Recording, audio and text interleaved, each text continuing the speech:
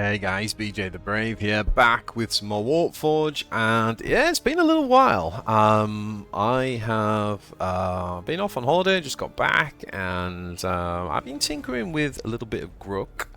And I want to bring you this Grukk combo deck, which I think has a particular niche in the meta right now, and I'm going to talk a little bit about that. So what I'm going to do in this video is I'm going to go through the deck list.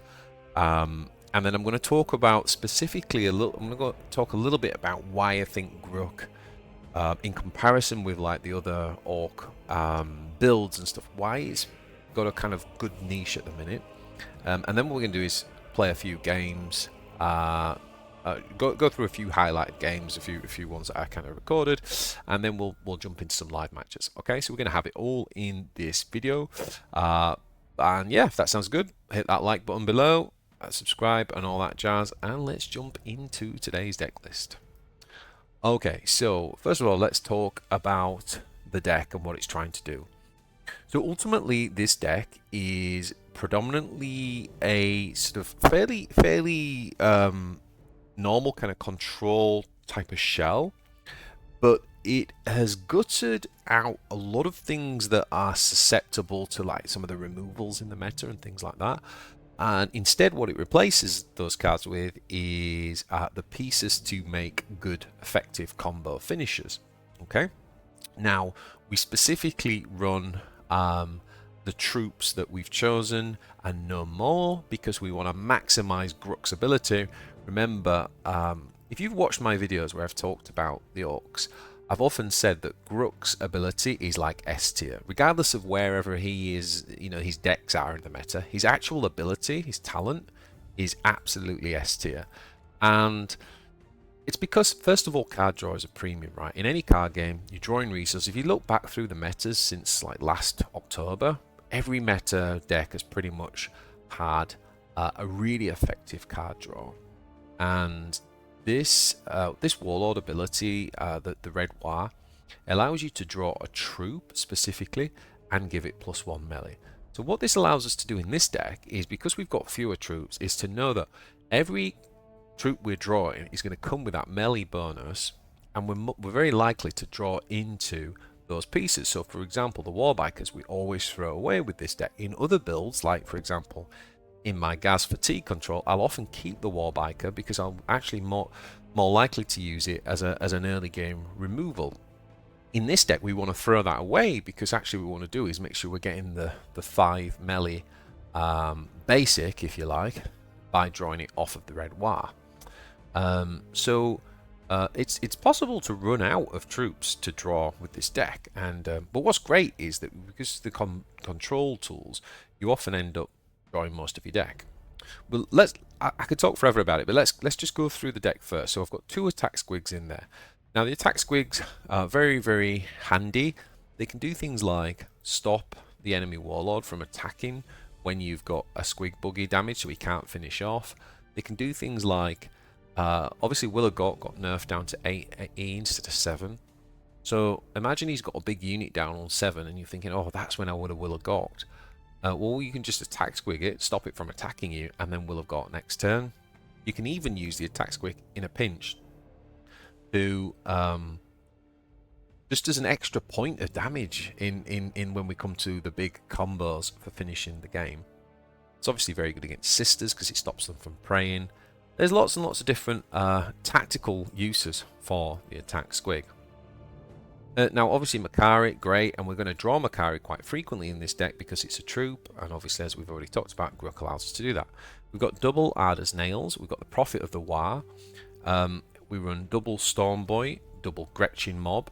Now obviously E5 you can do Gretchin Mob and Ada's Nails, or you can use Ada's Nails on the Squigbuggy, or you can use Ada's Nails when we go wide with Stormboys. There's quite a lot of opportunities for it.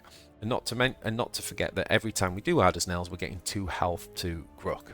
And that's kind of like Grukk's big weakness, always has been, is his health. And he's a bit more squishy than Ghazghkull. Not only has Ghazghkull got the 40 health, but Ghazghkull puts out a Gretchin every single turn, which your opponent has to deal with. And if they're swinging their Warlord to deal with the Gretchin, they're not hitting you in the face for 2. Grukk doesn't get that, so he feels a lot more squishy. So having the Ada's Nails in as well as the other heals is really nice. And I love that combo with the Gretchin Mob. Now we do run Pyromaniaks, which is actually really good with this deck because you can do things like play Pyromaniaks with a Warbiker, and even just the Warbiker and your Lord, that means you're doing essentially 4 blast damage.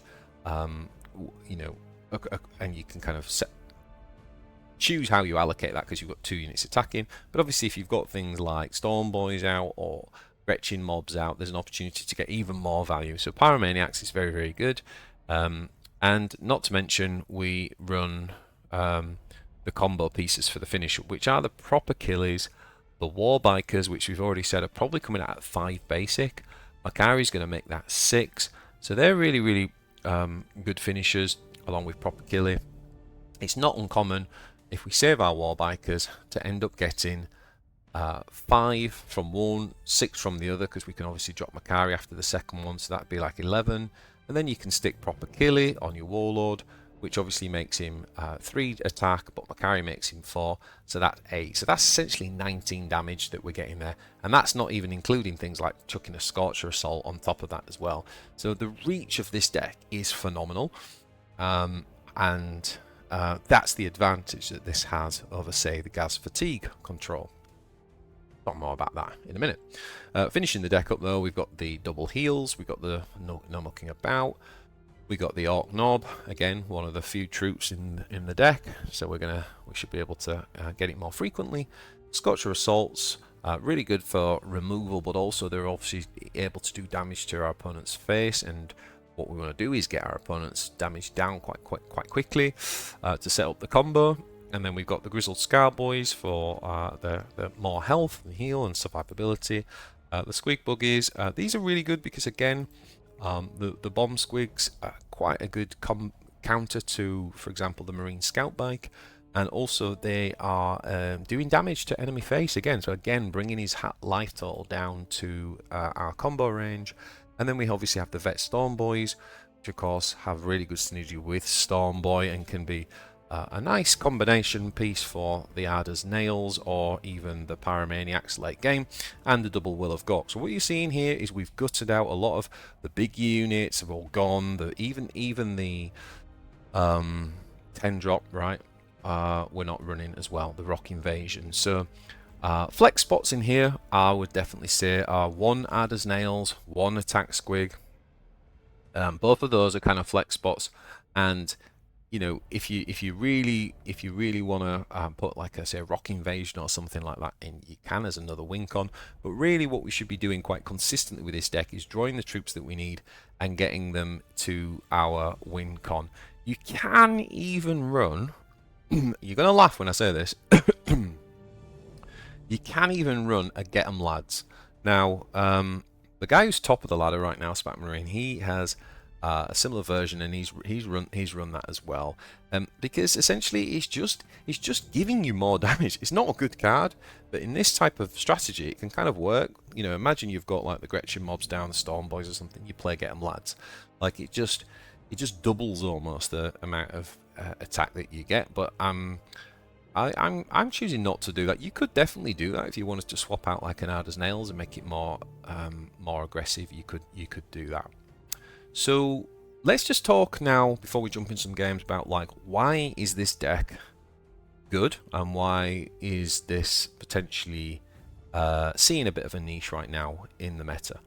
Well, the first thing to say, I think, is obviously Ultramarines are very, very good, and one of the counters to Ultramarines, as I said early in the season, is Gaz Control, right?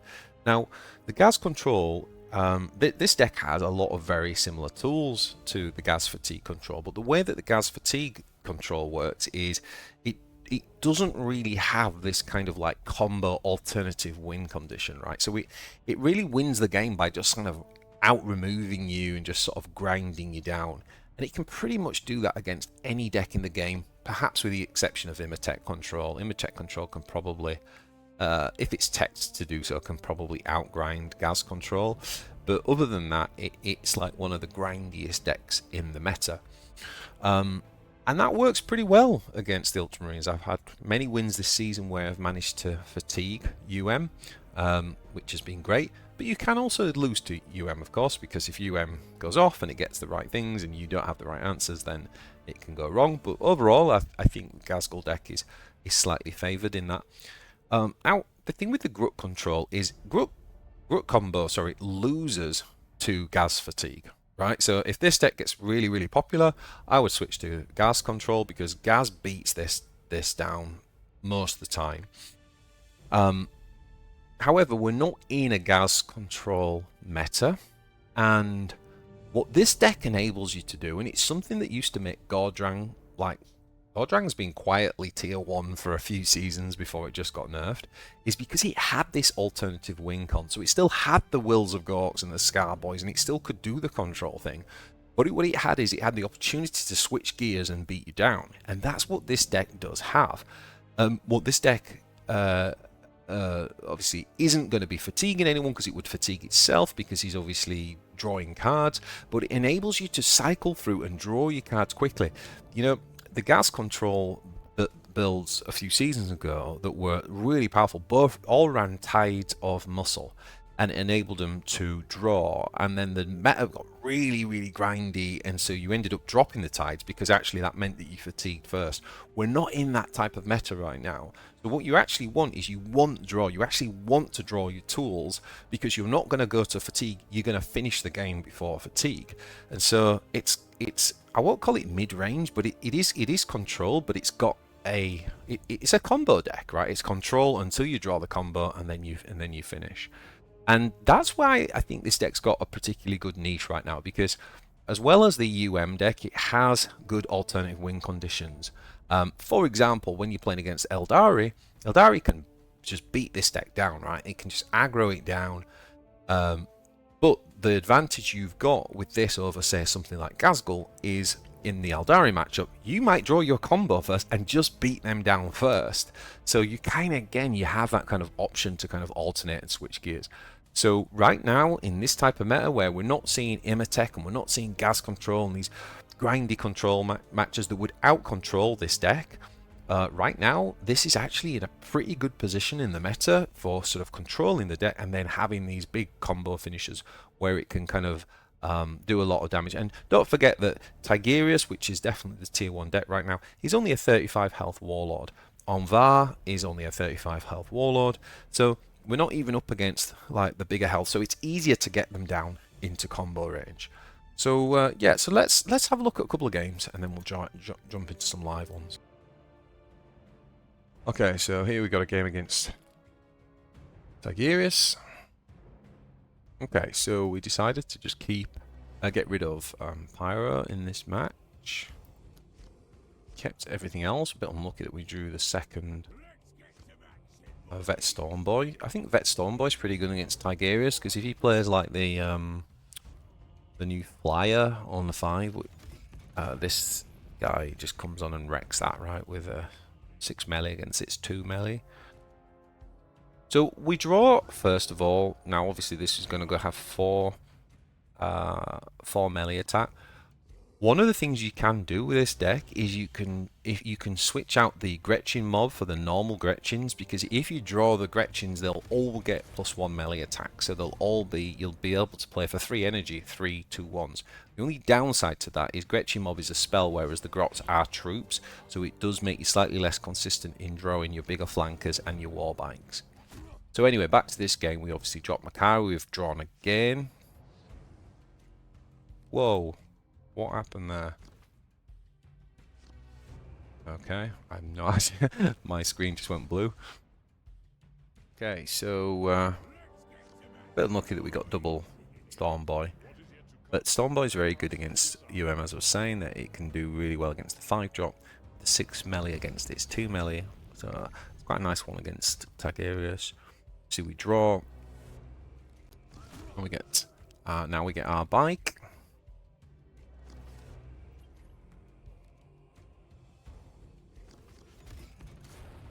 So we draw one of our pieces of the combo. We're going to draw Makari and then draw again. And we got another Warbiker.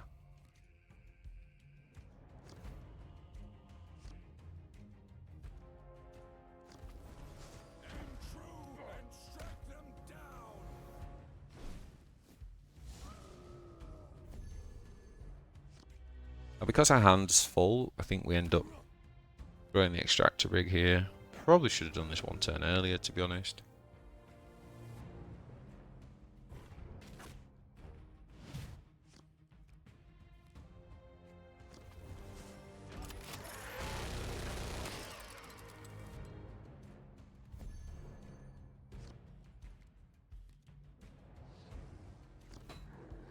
So I think we decided to just heal and kill this.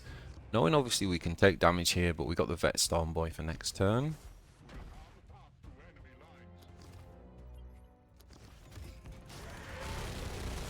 I'm going to take 4 damage. Now the other thing we decide to do, okay, so what we decide to do here, this is what I love about this combo, is you can play a Warbiker and the Pyro, and you haven't lost your combo piece here, because you're still attacking face. So by attacking face, but we know we've got 4 AoE damage with our Warlord doing it as well. Not only do we continue our pressure plan on the war boss, but we clear the flanks as well. So that was a really good turn.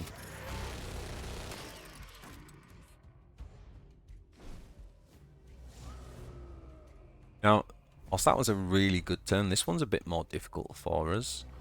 Really love a No Mukkin About in this situation, but we don't have it. So we decide to just basically go with the... we played Makari out purely for...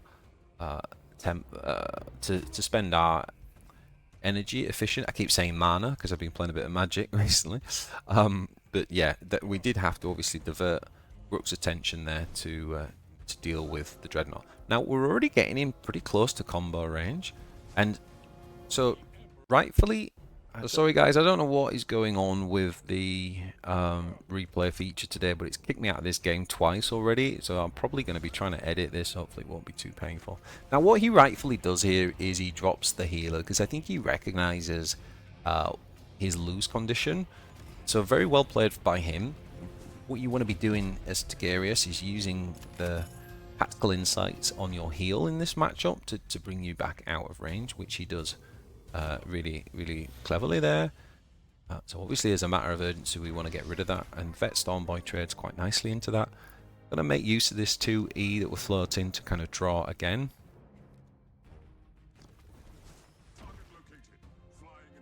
Okay, it's a pretty nice turn for him there to clear.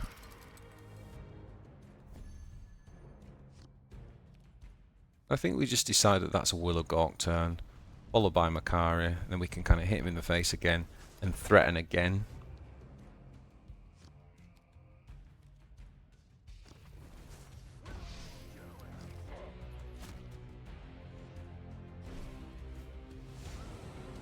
Now you'll see that what he starts to do here, oh no he doesn't actually, he puts the shield on the bike. That's interesting. I thought he put the shield on Tigurius. So we actually decide to get rid of the shield, and we decide to go with the Squigbuggy, because by doing this we obviously know that we're going to put more damage on face. And we go ahead and play out the Grots. We know that they're not really playing Stormraven these days, so, and we've already seen a Dreadnought, so we're not too worried about that type of board without Ardous Nails, which is normally what you would do.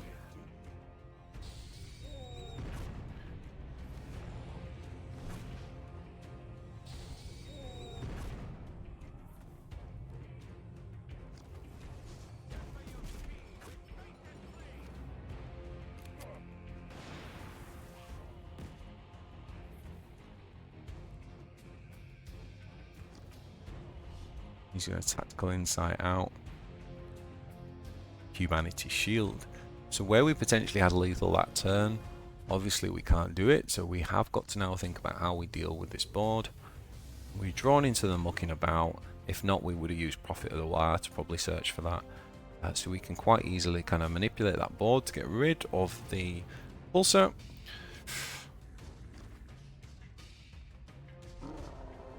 I actually think I probably should have gone for Will of Gork there, by the way. I think that was probably a bit of a misplay. I understand why I did it, because it was energy efficient to do so.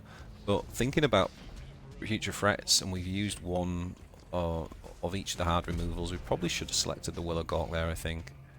And once again, great play by him. in that not only does he go for the heal strategy, but he's also now going to put the shield down on Tigurius as well. So it's very well played by him. He understands the matchup, and he's playing well to kind of play around my Wincon.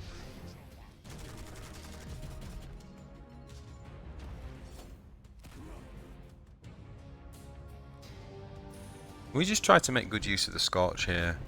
That's why we went for the shield.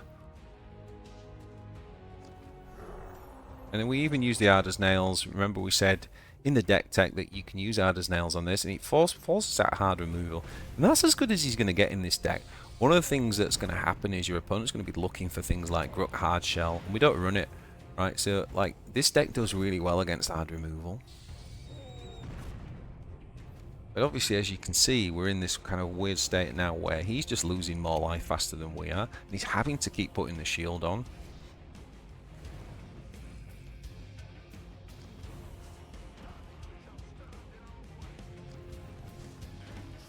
Now, bit of context for you on this play.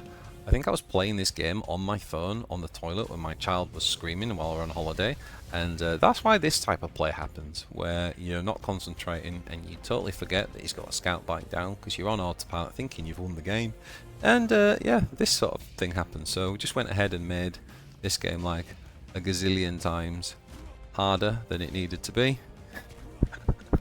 Complete waste of... Oh boy. Yeah.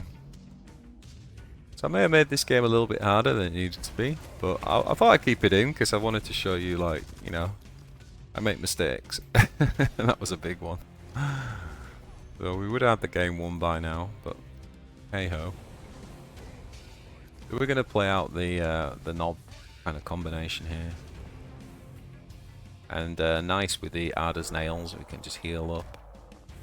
This allows us to kind of just clear everything up. Take the shield off him. Say, what have you got? And as you know, I don't know if you noticed there, but actually we're drawing now and there's no troops left. So we have drawn all of our troops. But obviously we had the game won, so kind of like messed up. But the question is, can he control the board here? Can he get rid of everything? Plays his second tactical insight. He's able to clear the entire board, but it's all too little too late.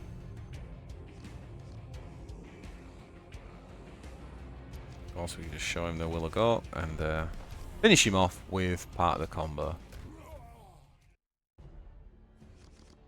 Okay, so next up we have Swarmlord. This is a bit of a strange match because obviously we do have good hard removal, and we would always take Acid Rain in this match, which we do. But it's a bit of a race in a way, because he can beat us down pretty quickly, Swarmlord. And we can beat him down if we get the combo quick enough, so... He gets the infinite biomorphologies on the first turn. Hits us in the face. So we just draw. Exchange with the range. The stun will be quite nice against Swarmlord, actually.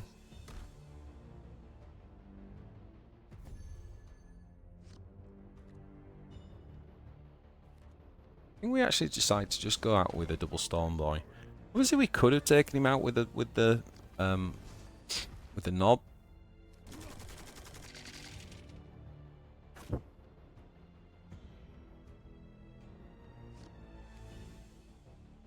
I think what I'm hoping here is that it's going to take his attention is going to be on these now, not me. So I thought like a proactive play and try and save my flanker was an option. He's actually going to go with the go wide option in High Commander here.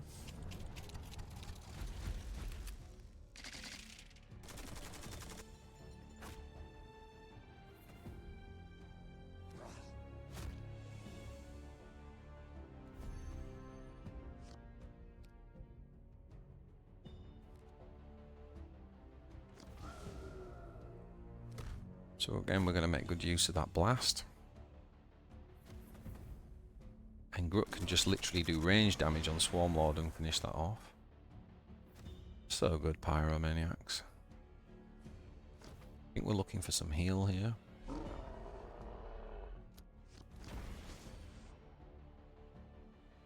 He drops the Gene Steal and you can see we're already like really low on health. We actually choose to use this as a bit of a stun and heal turn. Put the armor on. The armor's not that good against Swarmlord because Swarmlord can just go so big in his attacks that having one armor's sort of a bit insignificant almost.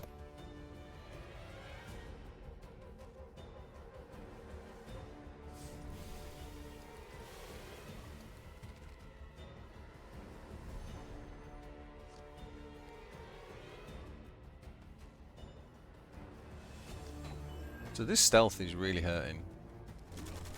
So we actually just decide to heal and stun Swarmlord again. I was weighing up whether to even just add as nails again. Try and avoid being finished. And on reflection, I kind of think I maybe should have done there. I think my initial instinct was correct.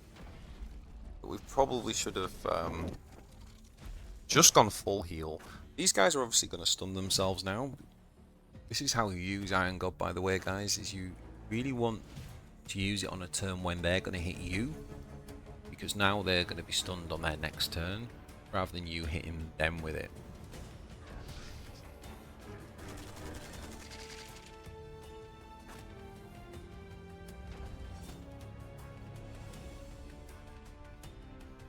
So we've used one Arda Snails. Did we get to use the other one? He drops down the flank, so this guy gets to attack and actually destroy our wagon. His face.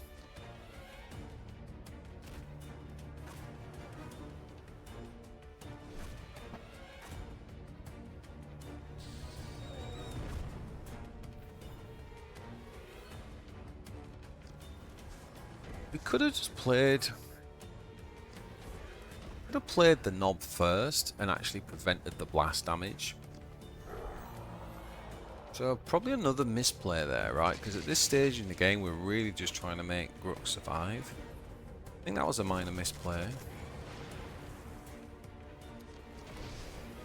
Now, in order to deal with our vanguards here, goes wide with the gargoyles. And because of Acid Rain, he can even take out the ult as well.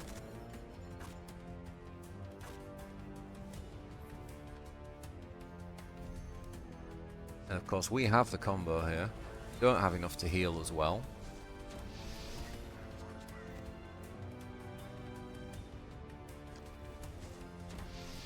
So we decide to go in.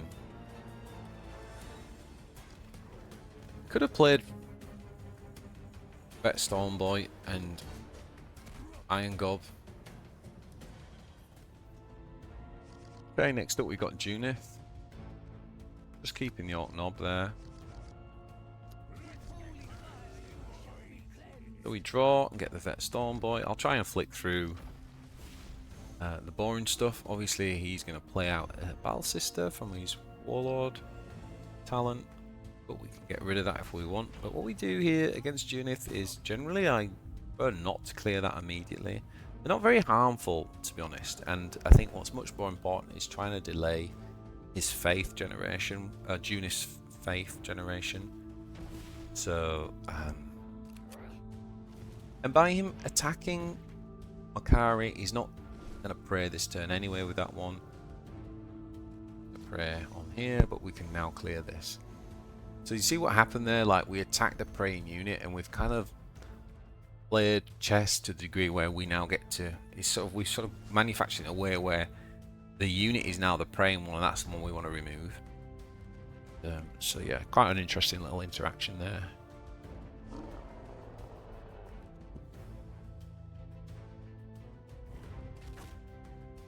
And again, by stunning here, if you think about what he did last turn. By stunning here, it's like, well, now if you want to clear Makari, you're going to have to attack with this. Which means can't pray, and that can't pray either because it's stunned. So another quite effective use for the stun card there.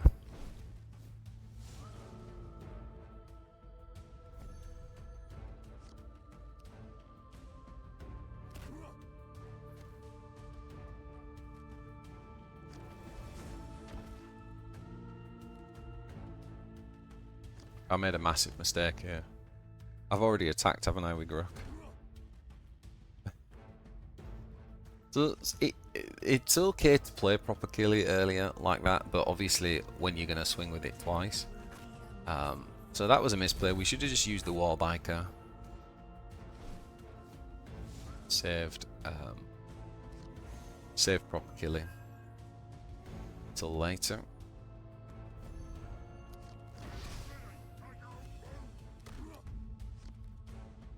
Come on and flank, but he's got the Retributor to answer that. Obviously with a unit like Retributor, we really want to be hitting the melee damage if possible.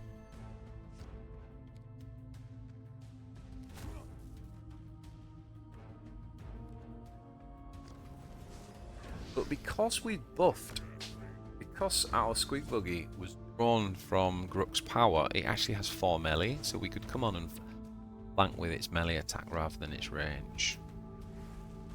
Another quite nice thing for remember for Squigbuggies.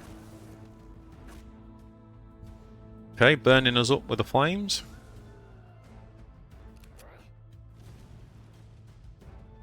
Gambles.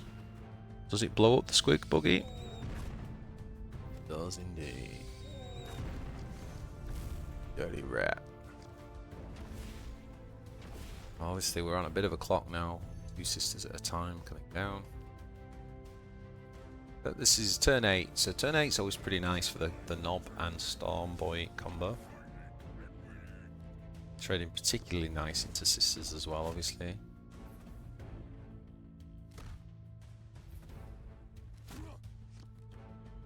He has the second cleansing flames.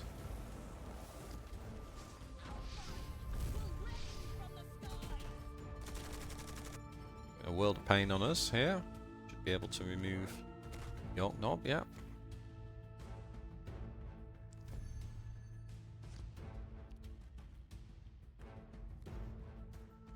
Now I think we go with the Stormboy. Obviously the melee damage is particularly good.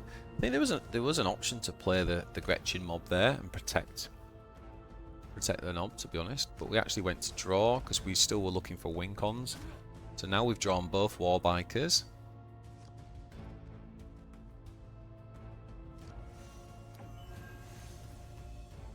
Okay, he's got a flanker and he's put shield on Warlord.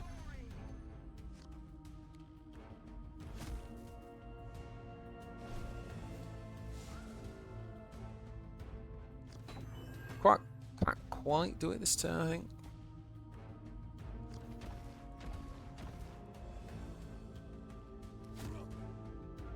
Now you'll note that we don't play hard as nails, instead we draw.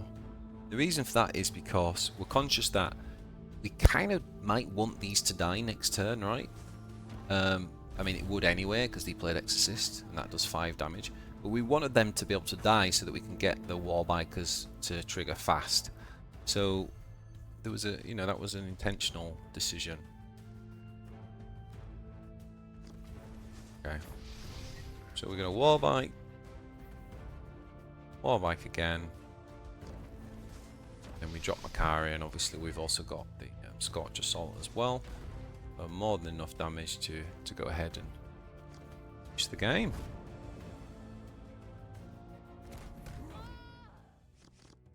Okay, next up we got Medrail. We're going to keep the Squigbuggy, always good against Aeldari, the AoE.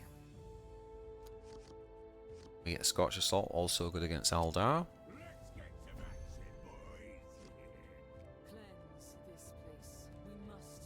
Now we took the offense to against Ghaelyn. We'll take that and we'll start on 3 energy. We actually decided to just put the Gretchin Mob out straight away. It's an interesting choice. We could have healed. I think the thinking there is like to stop him from just playing out Storm Guardians and getting stones early. these bodies allow us to, as you'll see here, we'll be able to essentially kill the guardians and then clear off the stones with the Gretchins. That's why I went for that. But obviously we've got hard as nails too, so there is a part of me that kind of thinks, well, maybe we should have just waited for turn E5 to play it with hard as nails together. Instead we go down this route here where we kind of just deny stones and we play the hard as nails here.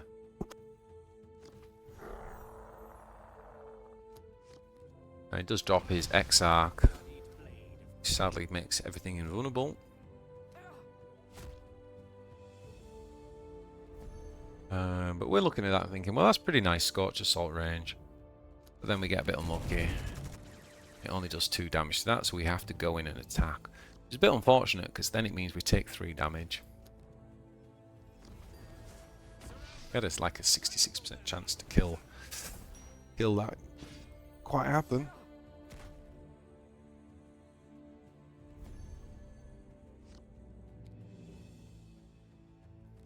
Getting late here, guys. Just got back from a holiday today. I wanted to get this recording done and get a video out. It's been a little while for Warpforge.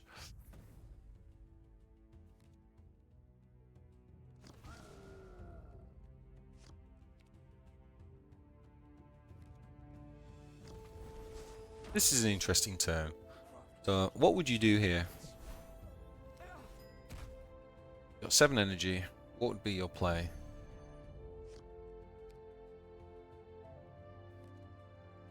I actually go ahead, play the Warbiker. Stun. So this is again furthering our win con. You just hit face. We've stunned him, and now what's this big unit going to do, right? Like if it hits us in the face, which it does, cool. Now you're stunned, can't attack next turn. So you've given me time, and also you've brought yourself down into range where I can actually clear it now, whereas I couldn't last turn. I think that's quite an interesting turn. Sometimes you can get like obsessed with removal, but when there's not really a good option. Whereas now I can just trade that nicely to get the removal, and this guy's stunned and can't attack back anyway. So in terms of this turn, in terms of a tempo play, he might as well not be there. Threatening lethal, so he has to use removal. He can't develop the board. Hasn't cleared it.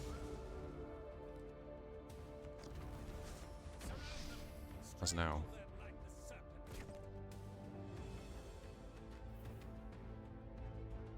So this is quite a challenging unit for the Orks, to be honest, because you know, Squigbuggy obviously would die. So what we decide to do is make use of hard as nails here. So we get out Makari and then we play hard as nails. That puts this guy up to 8 health, and that means that we can now trade with his big guy and still pop out Squig, Bomb Squig. I actually took out the 1 stone, and I'm not sure if that's correct.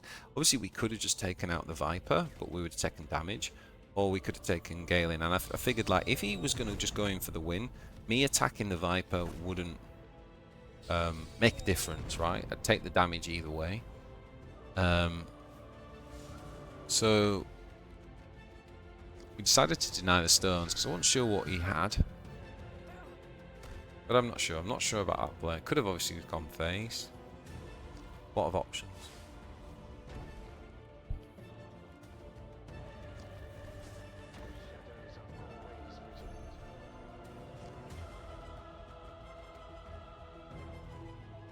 So we draw first.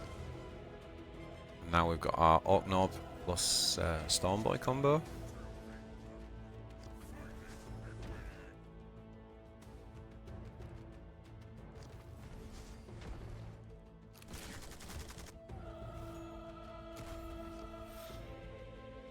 And the question is, has he got Wailing Doom? He's attacking the Ork Nob. Makes me think he hasn't. Got the Hemlock. See, we denied stones, so there's no... Oh no, we didn't deny stones. So he does get the blast. But we have our combos. Even without the Warbite, we had enough to kind of win the game. So we have plenty there to kind of finish him off. So yeah, nice win against the Eldari. Particularly nice that turn where we played up against his legendary 6-drop. Alrighty, so let's jump into some live games, guys. Aun'Va.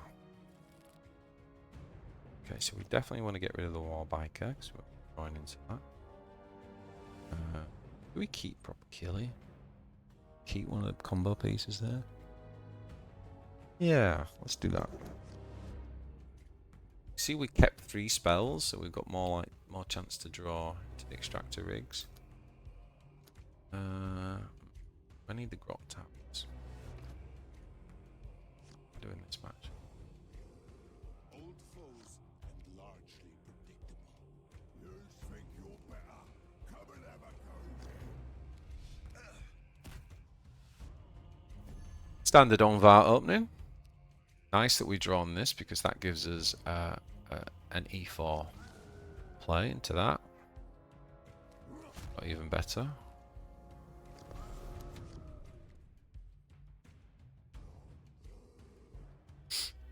Got options now. So for example, if he plays the 4E Vanguard, then this one would be better clearing it on melee attack. So we'll draw again.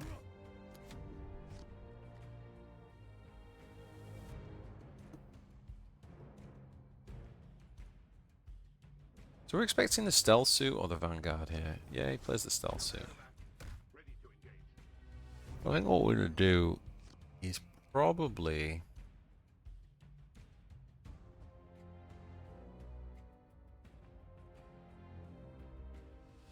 I think we just want to put out a distraction here.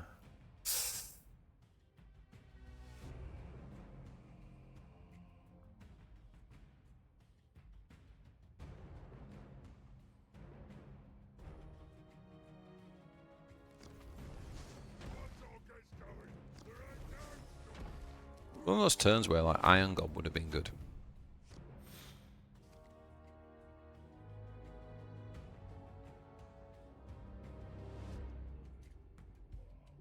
So you see the one with 4 melee attack might be a better option here against this.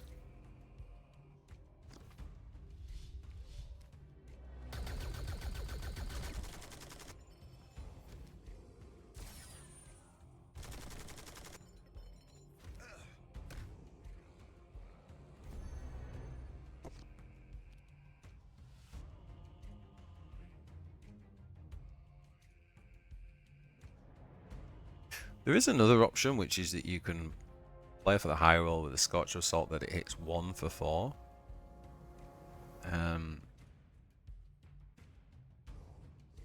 Technically, if it hits 3 units, like on average, it should do 4 damage to one of them. And then you're playing the odds that... the problem is you're playing a massive like RNG play. Also, this looks very good here.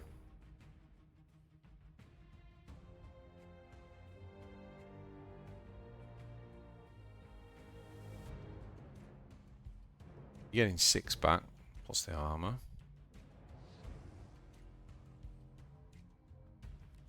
I think the play is this.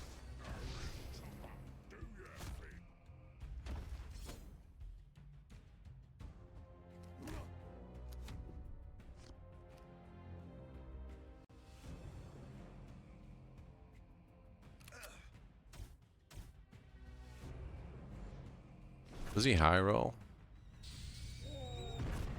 No. Does not.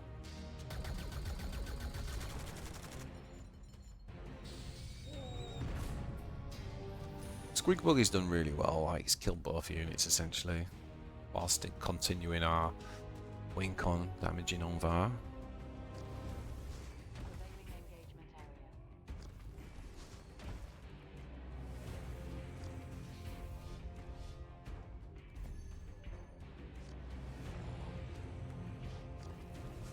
Take the unbuffed Veteran Stormboy here.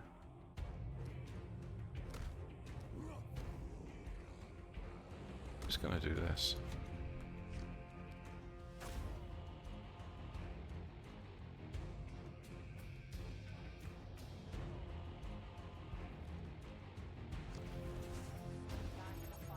Got 4. We still haven't got Makari yet, have we?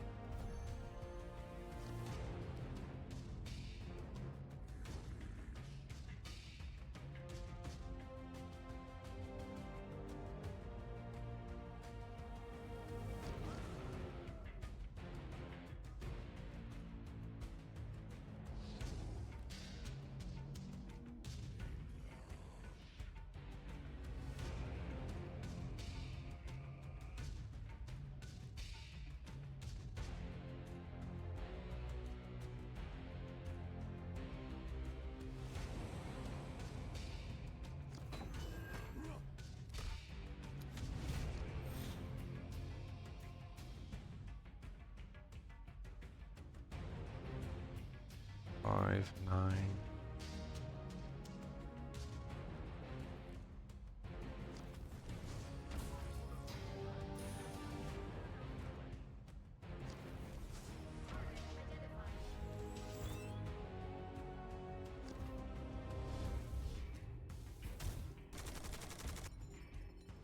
Yeah, so he's stunned.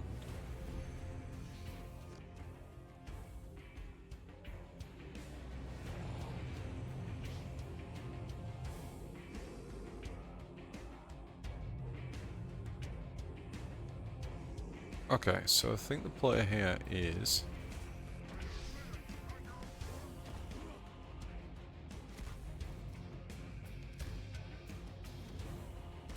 going with a single Stormboy. This is stunned. Has he got 8 damage from hand?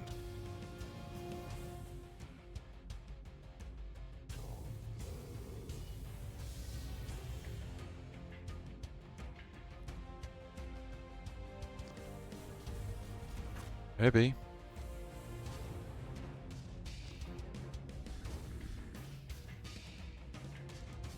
Did he bank a storm? He didn't bank a storm thing.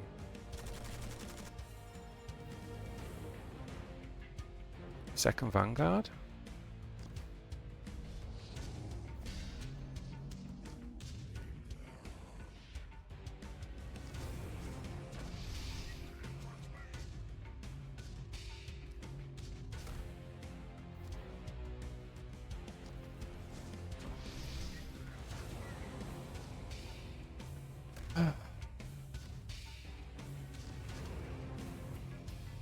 Combo pieces. Give us the finish. Kaboom.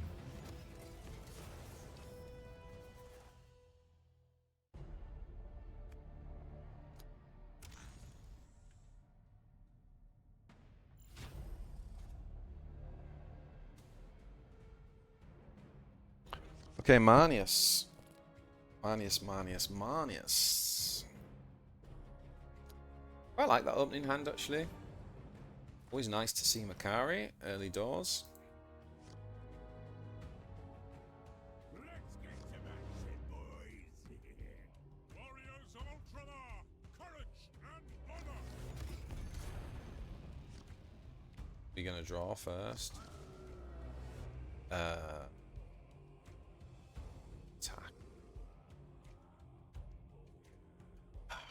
Arnius could be infantry.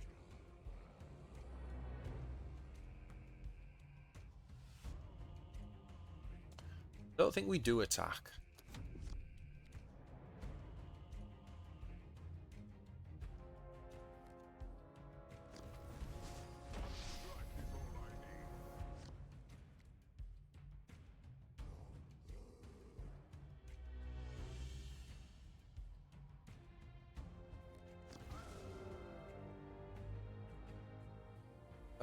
So we'll just draw again.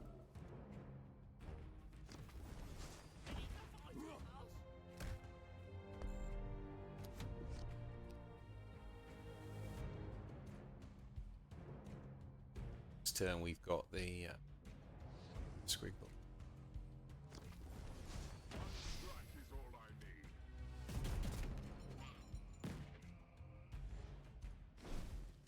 Go after the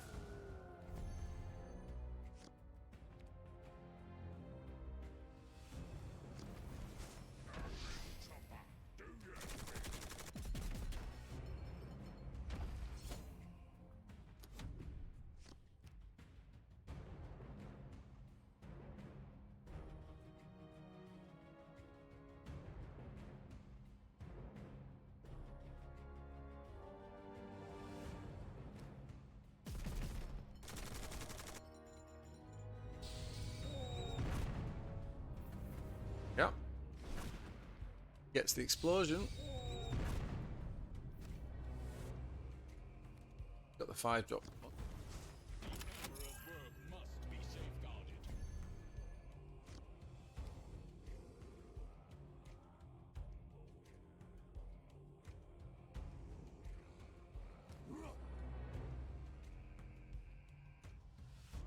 Really any point in that?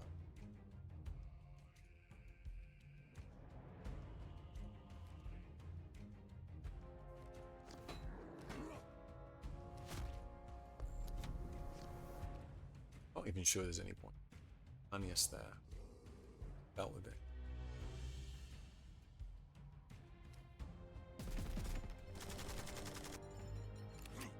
This type of matchup we sort of have to go back into. We sort of have to go into like to sort of gas control mode.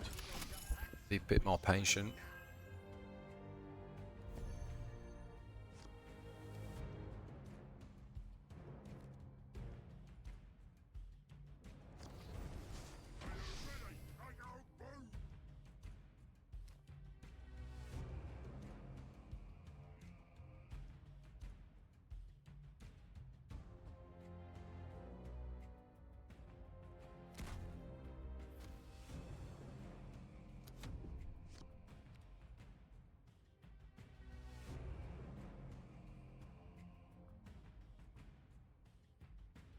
Potentially should have attacked the flyer there, because if he trades, obviously the range attack.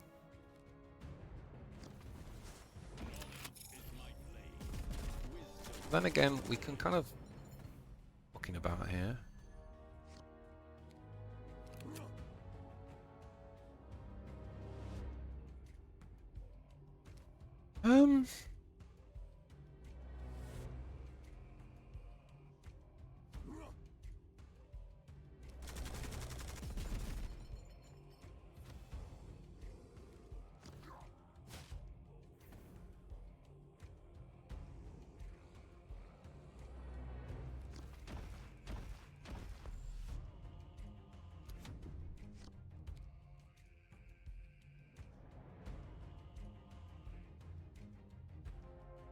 Both got 18 cars left.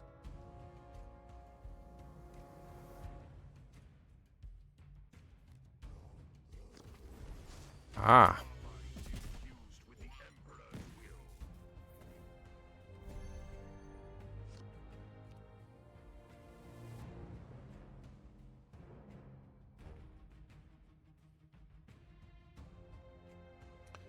So 7, so that's 8, so it'd actually do 6 damage, right?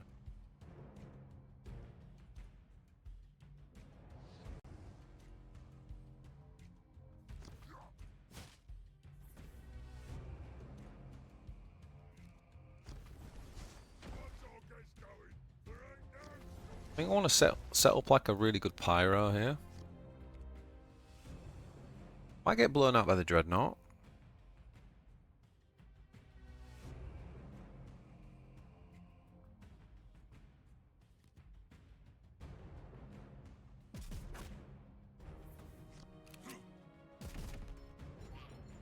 Okay. Ah.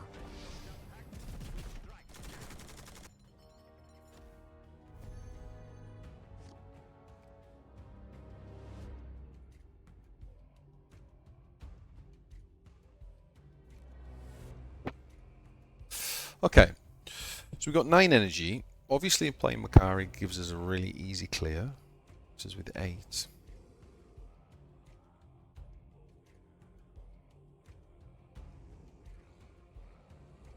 Or we could clear with this. But either way we can draw there, right?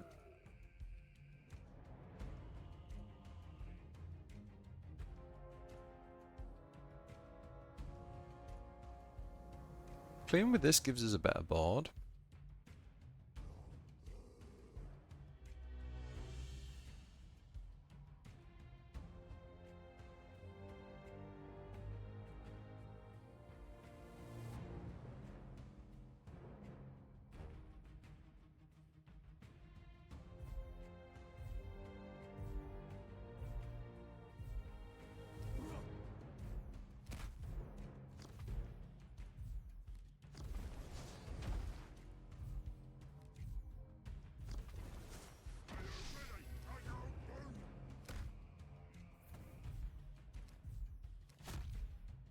This progresses our win con.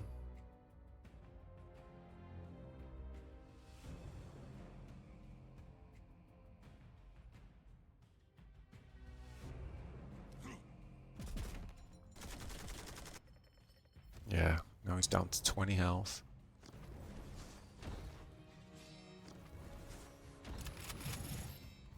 Wow.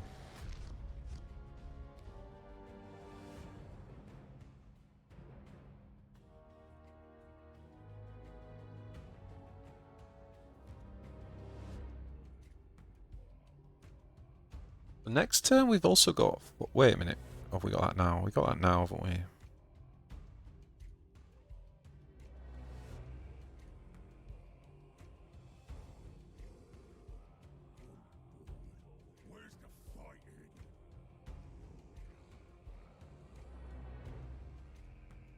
Got quite a good turn with Pyro here.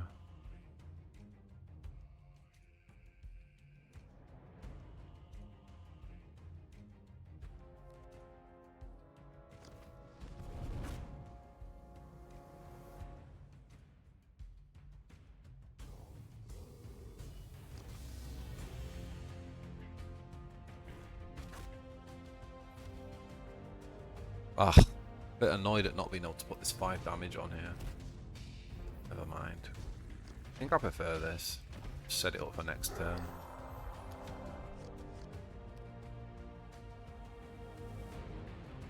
I don't know, there were quite a few different lines of play there actually. We could have done like a fireworks thing with the Ork Nob and the Gretchin and the Pyro, and that would have basically cleared the board and basically got his Lord down damage quite a bit.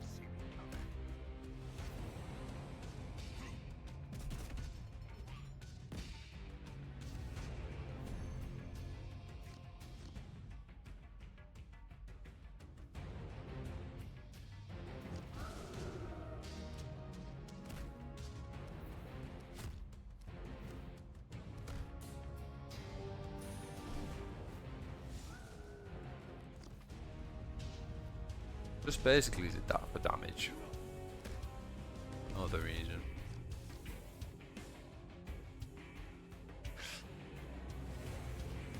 We would get hurt by a big vanguard now though if he has one. What's he got though? He's played both the 5-drop vanguards. God, there is the 8-drop one. Yeah, this is it. Is this it? It's the other one. Okay.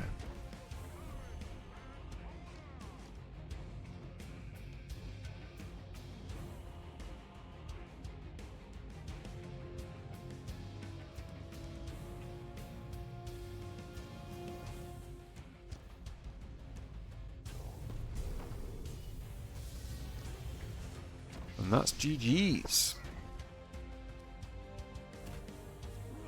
Well played. Okay, so just a few final thoughts on the deck. A couple of things to bear in mind.